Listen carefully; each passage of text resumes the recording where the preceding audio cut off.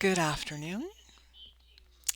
Welcome to the Infinite Spark Collective, the home for your soul on the internet. I'm recording this video on Monday, March 16th, but you'll actually be viewing it on Wednesday, March 18th. So I am going to do what I do on every Wednesday, the Vortex Directive. That's related to the law of attraction, manifesting abundance, prosperity. And I was guided by my spirit guides to only work with this deck today, getting into the vortex. There is also a book and CD. Um, you can't get the book with the actual physical CD in it anymore. I had to reorder mine from Hay House because CD got damaged, and they give you an opportunity to do audio downloads. So I'm going to choose two cards. And getting into the vortex is about aligning with the universe, with the infinite source. Call it God, call it whatever you want. We all come from that infinite spark. That's why my business is called this. We all have a little bit of that within us, but it's up to us to maintain the connection between the God within us and the infinite. Because when you're manifesting, so many people think you have to work hard at this and doing that. And the people who end up working hard at this, and I can speak from experience, I'll just do more affirmations. I'll just do more this. I'll just do more that. More and more techniques doesn't do anything. What I'm learning now through David Kuznicki of Project 369 and his masterclass or course called Initiation is that you're actually supposed to co-create with the universe from the God slash goddess within you, your integrated divine masculine and divine feminine, the God within you. That's the energy that co-creates your manifesting desires or the desires you want to manifest. So let me just choose a couple of cards here. And there's always pictures on the front. There's always the information on the back. And the way I see how they have done these cards is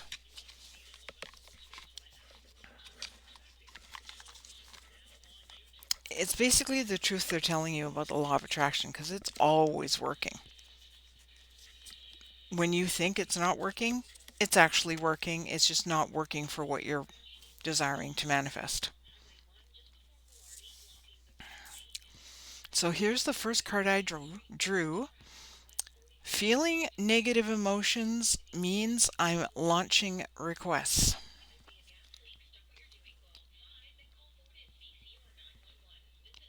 That's the light of the camera. And it says this on the back.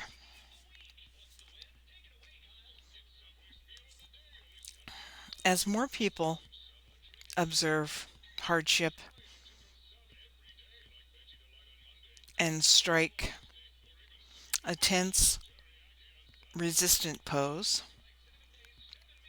and therefore disallow their own well-being, others use them as their reason to do the same. And in a very short time, a very negative pattern of resistance can sweep through you and sweep through your population. The good news is this. In this scenario is that in every moment that every person is feeling negative emotion about the economic state, vibrational requests for more abundance are launched. And those requests are heard clearly and responded to immediately by Source. Now, we can go into this great diatribe about the state of the world right now. But what my guides are telling me to say to you is when you have negative reactions, and this comes from Neville Goddard. Whenever you have negative reactions and create an emotional attachment to them, you just create more negative things to react to. So, what you have to learn to do, and I've experienced this myself, you can't always catch it and flip it, as my coach says, right away. But if you are able to, the one thing you can say, and you can paraphrase this, create your own as you like, is I no longer believe this situation, this story, this whatever it is to be true. It is only an old story leaving my reality. My abundance, my fill in the blank is the only outcome I accept. And I mentioned in a previous reading about doing affirmations, not affirmations. Affirmations, affirmations, tends to trigger the response in your brain of searching for what you can't see before you, creating lack, which is a vibration that the universe will just echo back to you and give you more lack. Okay? So, this is essentially what I'm going to teach you is your affirmations essentially make you feel good on the surface. They resonate with your conscious mind, but your subconscious mind is going, well, if I say I'm just going to use this for example. If I say I have lots of money in the bank and I look at my bank account and don't have that money, I'm going to go into, well, where is it? I keep asking for it. Where is it? So you need to rephrase the I am wealthy, I am a money magnet to something like this. Why does money and abundance flow so easily to me? Now, yes, it's in a question, but you do not answer it with your conscious thinking mind. What an affirmation does when you phrase it in a question, such as, why does money so easily flow to me? Don't answer it. It's for your subconscious and your RAS, reticular activating system. That's the part of your brain that causes the loop. So when you get into a certain tangent of thinking, like lack, your reticular activating system keeps going, well, where is it? Why don't I have it? When is it coming? Right? So I don't do a lot of affirmations anymore, really. Not because they didn't work for me, but because I'm so busy doing other things that I'm actually going and creating what I've been affirming. Not literally, but close enough. But you need to get into the state of mind where you're not questioning your affirmations. That is why I'm suggesting affirmations. And the best way to phrase any affirmation is starting it with a question that starts with the word why. There's a book by Noah St. John. You don't even have to get the book. You can go on Google, you can go on any AI and ask, what are affirmations? AFFORMAIT. Hang on.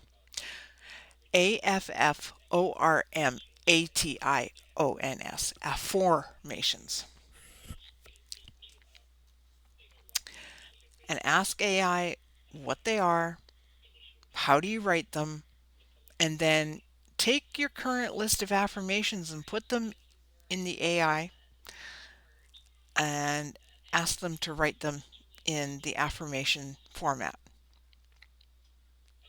The other thing people do is people tend to get into this habit, well, if I say more affirmations or if I just keep repeating them, that will send a signal to the universe to give me what I desire.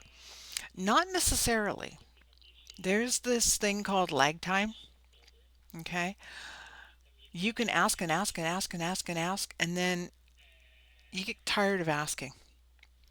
And you have to let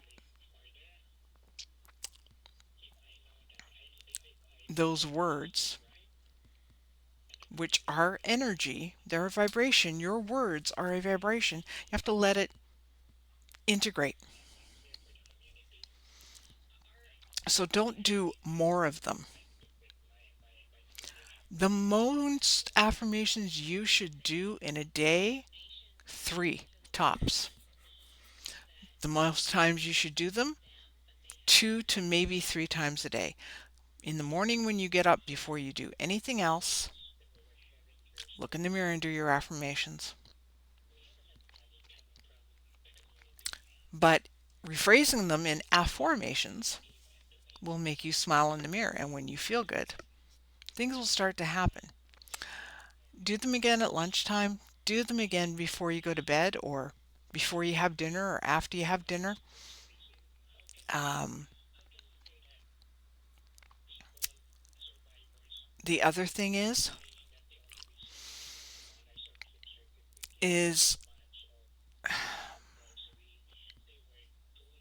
you need to feel good about yourself. You can't be saying things like, why does money flow so easily and free to me when you feel like crap? When you do all these positive things and then one negative thing happens and you go down that spiral. You can't do that. You need to be sort of status quo on the emotional ups and downs. I know sometimes it's hard, but I think you see the point I'm getting at is you need to rephrase what you're doing. You need to reconfigure what you're doing and how you're doing it when it comes to manifesting. Um, and there's ways to do that. I may talk about that in a coaching video. Um, like I said, personally, I'm not doing affirmations right now or anything because I'm just too busy creating content for you guys and studying other stuff. So let's get to the next card. My attention to unwanted can't defy the law of attraction. If your life has caused you to ask for an improved situation, no matter what it is, and you are no longer offering chronic thought vibrations that are opposite of your desire must come to you. But you cannot continue to keep alive within you vibrational patterns of what you do not want and receive what you do want. That defies the law of attraction. In other words, what was I just saying? Talking about lack. You can't sit here and affirm, I'm wealthy, I'm rich, I have $1 million in my bank account, and then start questioning, where is it? Why don't I have it yet? When is it coming? How am I going to get there? That's not for you. You will be given direction by the universe when you are to take action. It will be made abundantly clear, and that can be something that you have as an affirmation. Why is the universe so abundantly clear about showing me where to take action on manifesting my desires?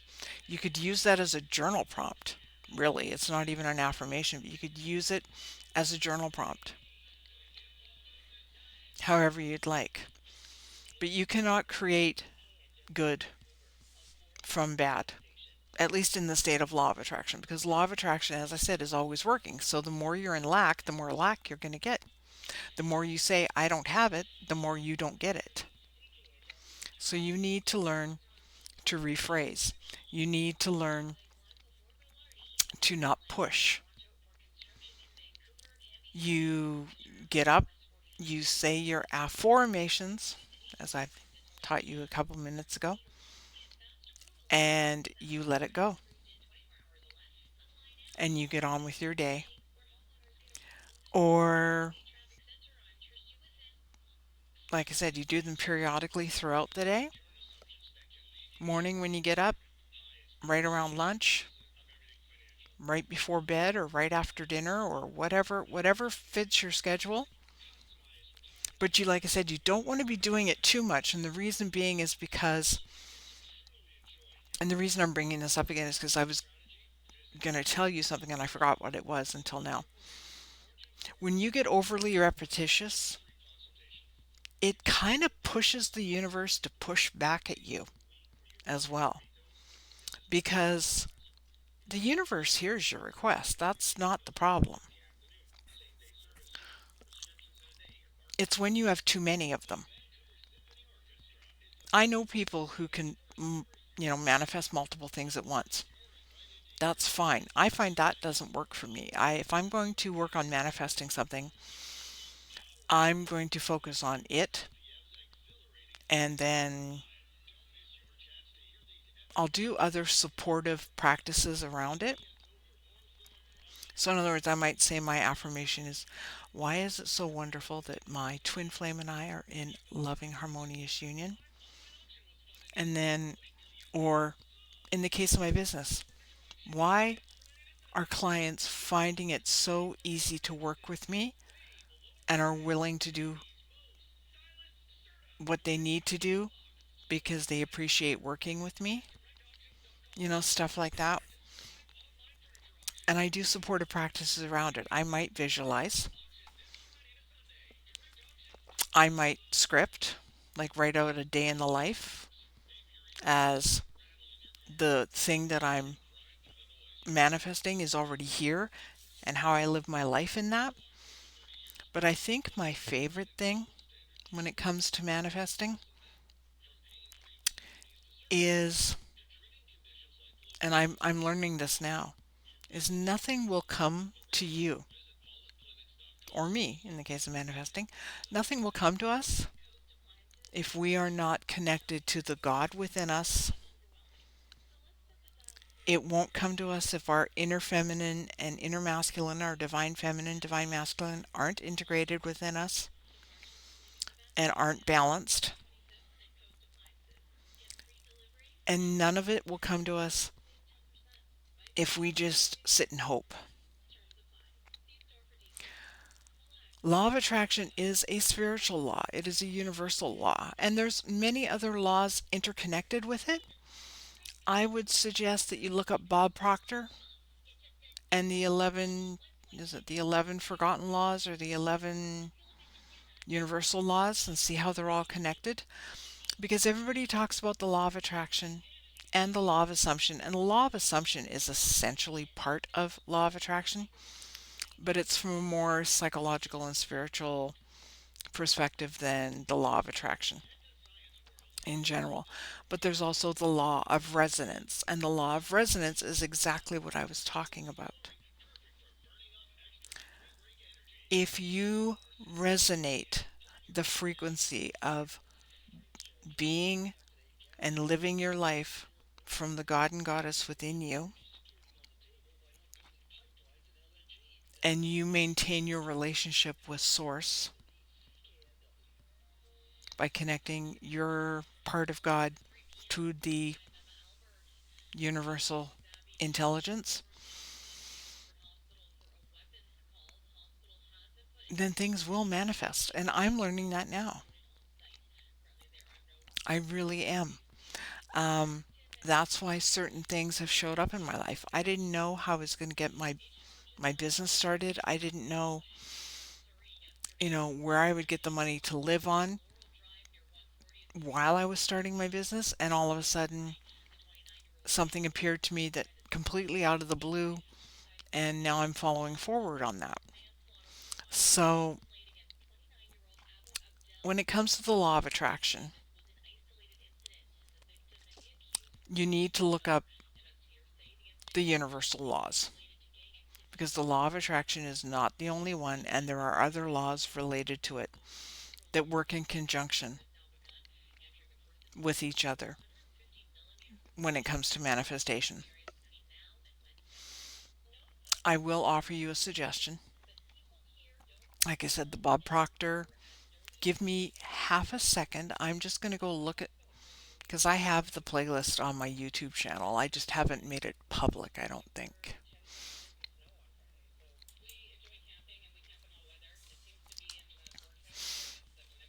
Um, if I don't have it, I'm going to put it back on my.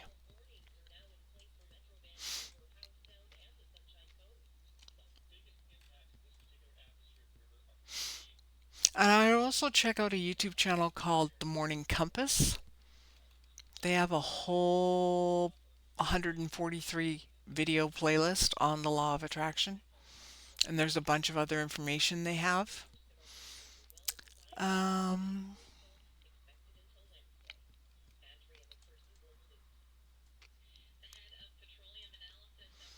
yeah, I don't think I have it here anymore, but what I'm going to do is I'm going to go find it. Bob Proctor and the 11 Forgotten Laws, and I'm going to make sure that I take the playlist and I put it on the channel as a public playlist because I think it is. And that way, you guys can access it too.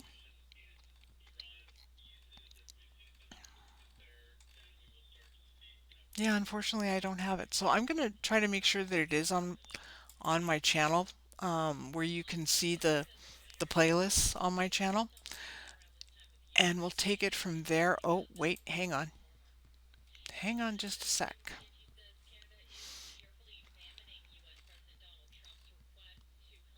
No, that's not it.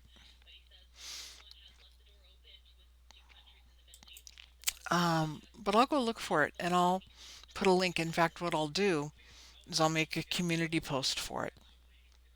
Okay? And until we meet again, welcome to the Infinite Spark Collective.